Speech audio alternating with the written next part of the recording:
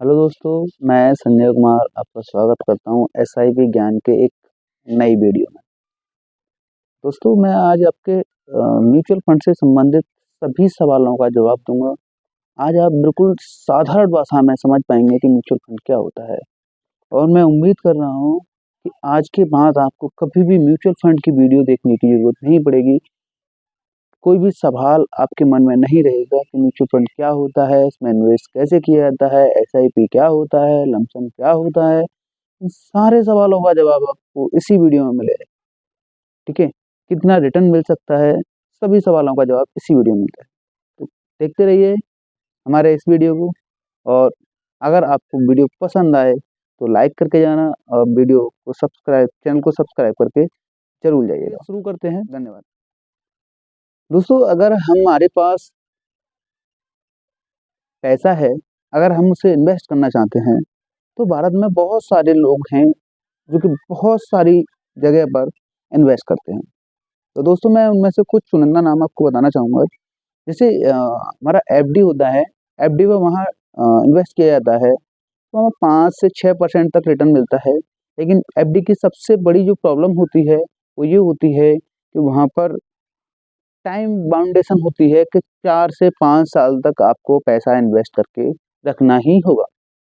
अगर आप 4 से 5 साल तक पैसा इन्वेस्ट करके वहाँ पर नहीं रखते हो और अगर आप बीच में निकालना चाहते हो, आप बैंक के पास जाओगे, बैंक वाले कहेंगे कि हमारा तो कमीशन है भाई, हमें तो कमीशन चाहिए पहले। आप बीच में तो क्यों तोड़ रहे हो? हमने तो पहले नहीं बताया था। हमने पहले बताया था कि आपको 5 से 6 साल बाद तोड़ना है। आप बीच में तोड़ने आ गए तो भाई हमारा कमीशन दीजिए। तो वहाँ पर आप पैसा बीच में नहीं निकाल सकते हैं और रिटर्न आपको जो मिलेगा 5 से 6% ही मिलेगा। ठीक है ना? दूसरा होता है इन्वेस्टमेंट पीपीएफ के बारे में होता है। वहाँ पर भी 7% मैक्सिममली रिटर्न मिल पाता है। आप यूट्यूब पे जाकर के सर्च कर सकते हैं, गूगल पे जाकर सर्च कर सकते हैं, कहीं भी 7% तक रिटर्न मिल पाता है। आप रियल एस्टेट में चले जाते हैं, कुछ लोग गोल्ड में इन्वेस्ट करते हैं, कुछ गवर्नमेंट बॉन्ड में इन्वेस्ट करते हैं।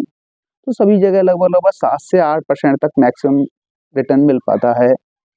और इन्फ्लेशन रेट के बारे में अगर बात करें तो वो भी लगभग 4 से 5% है। अगर आपका पैसा इन्फ्लेशन रेट से भी लगभग 4 से 5% अगर ज़्यादा नहीं बढ़ता है तो आपका वो पैसा किसी काम का नहीं है। मैं आपको एक साधारण भाषा में समझाना चाहता हूँ। जैसे कि मान के चलिए 2000 के समय पे कोई चीज़ 100 रुपये की आती थी।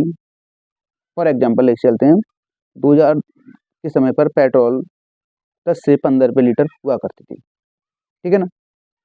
और आज ये पेट्रोल लगभग 100-110 रुपये लीटर तक पहुँच चुकी थी। यानी कि वो लगभग हमारी 10 गुनी हो चुकी थी। ठीक है?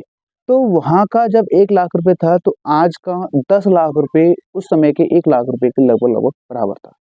जो होता है इन्फ्लेशन। मैं एक एग्जांपल लेके चलता हूँ। जैसे अगर कोई एफडी में पैसा जमा करता है, मान के चलिए 1 लाख रुपए, तो बैंक 5 साल बाद बोलेंगे 5 साल बाद डबल हो जाएगा, 6 साल बाद डबल हो जाएगा, 10 साल में 3 गुना पैसा करके दे देंगे।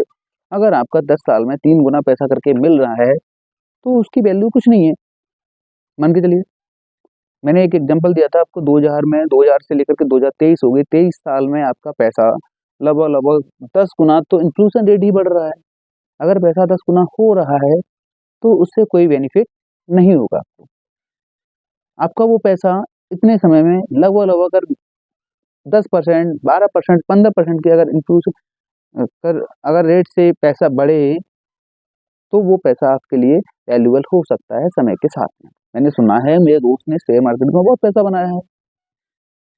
अच्छा, ये भी मैं मानता हूँ कि शेयर मार्केट में लॉस भी बहुत होता है और शेयर मार्केट से पैसा भी बहुत बनता है।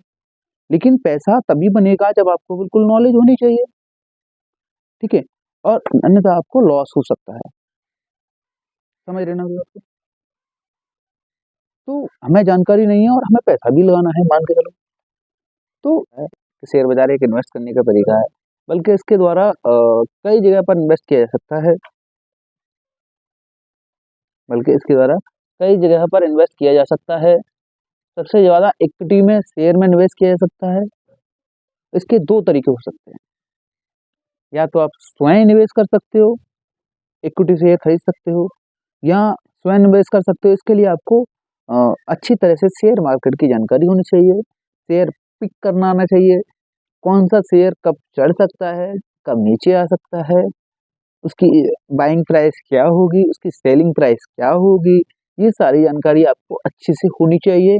और शेयर बाज़ार कब क्या मूवमेंट आने वाली है, कब क्या मूवमेंट हो सकती है, उसका आइडिया आपको होना चाहिए। यानी कि आप खुद एक एक्सपर्ट होने चाहिए, ठीक है ना? इसका दूसरा तरीका इक्विटी शेयरों में निवेश करने का ये है कि आप किसी और के द्वारा निवेश करा सकते हैं अगर आपको जानकारी नहीं है। इसके लिए आपको एक एक्सपर्ट बनना चाहिए, जो कि शेयर बाज़ार की बहुत अच्छी समझ रखता हो।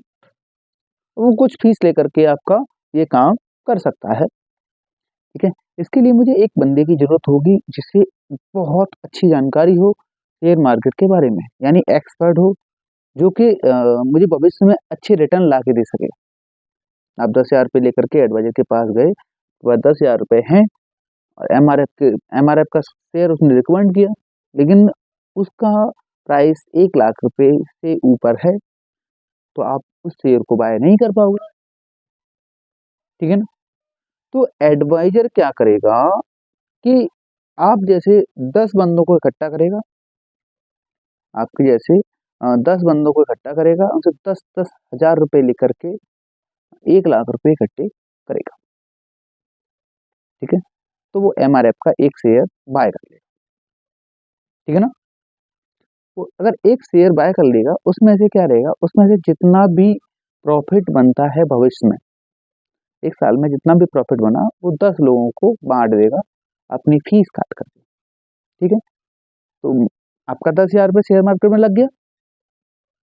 वैसे अगर आप अकेला शेयर खरीदना चाहते, तो आप शेयर मार्केट में पैसा नहीं लगा पाते, ठीक है ना?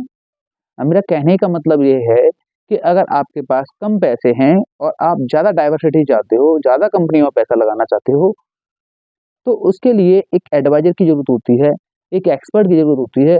वो कई सारे लोगों से पैसा इकट्ठा करके उन कंपनियों में लगा देता है। मान के चलो कोई एडवाइज़र है, जो 1-1 लाख रुपए सभी से इकट्ठा किया उन्होंने, 100 बंदे हैं, 1-1 लाख रुपए उठाया, सभी लोगों से इकट्ठा किया और उसने अपनी पसंद की बढ़िया सी 30 कंपनियाँ चुन ली, जिसमें उसने पैसा लगा दिया। अगर आप अकेला लगाना चाहो, तो पॉसिबिलिटी कम है कि आप सारी कंपनियों में पैसा लगा पाओ, ठीक है ना? तो वो एक एक्सपर्ट 1 करोड़ रुपए इकट्ठा करके मान के चलो, वो पैसा लगा रहा है सभी कंपनियों में, ठीक है? तो वहाँ से जितना भी रिटर्न आता है, जितना भी प्रॉफ़िट बनता है, ठीक है? वो सभी में डिवाइड कर देगा। अपनी 1 साल में उसकी जितनी फीस रहेगी, मान के चलो एक्सपेंस फीस रहती है ज़्यादा से ज़्यादा 0.5%, 0.6%, 1% मैक्सिमम 1.5% तक एक्सपेंस फीस रहती है। इतनी अपनी फीस काटने के बाद में वो पैसा सभी को रिटर्न कर देगा। म्यूचुअल फंड एक ऐसी स्कीम होती है, जो कि थोड़े पैसे में कंपनी में इन्वेस्ट करने का मौका देती है, ठीक है ना? अभी मैंने आपको बताया था, आपको कम पैसे इन्वेस्ट करने हैं और ज़्यादा कंपनियों में इन्वेस्ट करने हैं। इसके लिए म्यूचुअल फंड एक ऐसी स्कीम होती है, जो कि थोड़े पैसों में ज़्यादा कंपनियों में इन्वेस्ट करने का मौका देती है, जिसे एएमसी कहते हैं। एएमसी आपको बताता है कि हमारी ये स्कीम है, हम इस इक्विटी में, इस तरह की इक्विटी में पैसा आपका लगाएँगे। वो क्या करते हैं कि 1-1 लाख रुपए, 10-10 हज़ार रुपए, 5-5 हज़ार रुपए, जैसे उनके पास में 1 करोड़ रुपए करीब इकट्ठा हो जाता है, इसके बाद में वो अपनी इक्विटी कंपनी या कुछ जो मैनेजर होता है, वो कंपनियाँ चूज़ कर लेता है, ठीक है ना? आपका पैसा म्यूचुअल फंड स्कीम के तहत एएमसी के द्वारा आपने जमा किया, वो पैसा अलग-अलग कंपनियों में डाइवर्सिटी होकर के आपका पैसा लग जाता है। यहाँ तक क्लियर समझ में आ गया आपका? ठीक है? फंड मैनेजर आपके पैसे को एक्सेस करता है, ये भी समझ में आ गया है, ठीक है ना? अगला सवाल आता है, आपका सारा पैसा कंपनी में लगाने के बाद में AMC company, mutual fund company एक एनएवी डिसाइड करती है, एनएवी पॉइंट देती है आपको, नेट एसेट वैल्यू, समझ रहे हो ना? नेट एसेट वैल्यू डिसाइड करके वो देती है सभी को, जिसके जितने पैसे लगे उसी के अनुसार अपने नेट एसेट वैल्यू NAV उसे डिसाइड करके दे दीजिए। मान के चलिए आपके 1,00,000 रुपये लगे हैं, 10 रुपये NAV की प्राइस है, तो 10,000 रुपये NAV पॉइंट हो गए आपके, तो आपको दे दिए। किसी का 1,000 रुपये लगा है, उसकी 100 NAV होती हैं, तो उसे 100 NAV के पॉइंट दे दिए। एग्जाम्पल यहाँ तक समझ में आ गया। ये यूनिट वो दे देते हैं। इसके बाद ये होता है हमारा म्यूचुअल फंड। अब इसके बाद में कंपनियां जिस तरह से परफॉर्म करती हैं, जितना रिटर्न बनता है, रिटर्न नेगेटिव भी जा सकता है, रिटर्न पॉजिटिव भी जा सकता है, ठीक है ना। म्यूचुअल फंड के तहत में हमें हमने पुरानी कंपनियां देखी हैं जिसमें 20% रिटर्न सालाना, 25% रिटर्न, 35%, 40% तक रिटर्न भी मिल जाता है। अगर आप लॉन्ग टर्म के लिए इन्वेस्ट करके रखते हो तो 15 से 20% के बीच में रिटर्न आप आराम से जनरेट कर सकते हो। म्यूचुअल फंड में आपको पैसा लगाने से पहले इस चीज़ का विशेष ध्यान रखना होगा कि आप कम से कम 7 से लेकर के 10 साल, 15 साल अपना गोल बना करके पैसा लगा सकते हो। अगर आप चाहते हो कि कुछ समय में पैसा लगाना है, कुछ समय में पैसा निकालना है, तो ये भी आप कर सकते हो। अगर मैं एडवांटेज आपको बताना चाहूँ यहाँ पर, तो एडवांटेज म्यूचुअल फंड में ये होते हैं FD वगैरह के अकॉर्डिंग कि एक तो इंटरेस्ट रेट ज़्यादा जनरेट की जा सकती है यहाँ से। दूसरा ये होता है कि आप बाउंड में नहीं हो किसी के, लॉक इन पीरियड में नहीं हो कि 2 साल बाद ही पैसा निकलेगा या 3 साल बाद ही पैसा निकलेगा। आपको ज़रूरत है, आप कल रिडीम मारिए, 2 दिन बाद पैसा आपके अकाउंट में। तो अगर एडवांटेज की बात की जाए तो कम पैसे में ज़्यादा डाइवर्सिटी मिल सकती है। दूसरे एडवांटेज की बात की जाए तो आपका जो पैसा है वो एक मैनेजर या एक्सपर्ट आपके पैसे को मैनेज करता है। उसे कब लगाना है, कब हटाना है, कब रिडीम, कब आपके पैसे को रखना है, ये सारी चीज़ें वो बना करके चलता है, ठीक है ना। और इसका एडवांटेज ये होता है कि आपको शेयर कब खरीदना है, कब नहीं खरीदना है, इस बात की भी टेंशन आपको नहीं रहती। और इसका सबसे बढ़िया एडवांटेज एक ये रहता है कि जो SIP सिस्टमैटिक इन्वेस्टमेंट प्लान के तहत भी आप इसमें इन्वेस्ट कर सकते हैं। ये क्या होता है, मान के चलो आपके पास में एक बार में पैसा नहीं है इन्वेस्ट करने के लिए, तो आप 100 रुपये करके भी उस कंपनी में इन्वेस्ट, इस स्कीम के तहत इन्वेस्ट कर सकते हैं। 100 रुपये इस महीने लगा दिए, 100 रुपये अगले महीने लगा दिए, 100 रुपये अगले महीने लगा दिए। अच्छी है ना स्कीम। आप एक बार में पैसा लगा सकते हो, 2 बार में पैसा लगा सकते हो, इकट्ठा लगा सकते हो, कोई दिक्कत नहीं है। अब सबके मन में ये सवाल आ रहा होगा, सर आपने ये तो बता दिया कि म्यूचुअल फंड ये होता है, म्यूचुअल फंड इतना रिटर्न देता है, म्यूचुअल फंड इतना होता है, म्यूचुअल फंड 20% रिटर्न देता है। अरे हमने पैसे लगाए 5 साल तक और ये लेके भाग गया तो क्या होगा? इसके बारे में बताइए।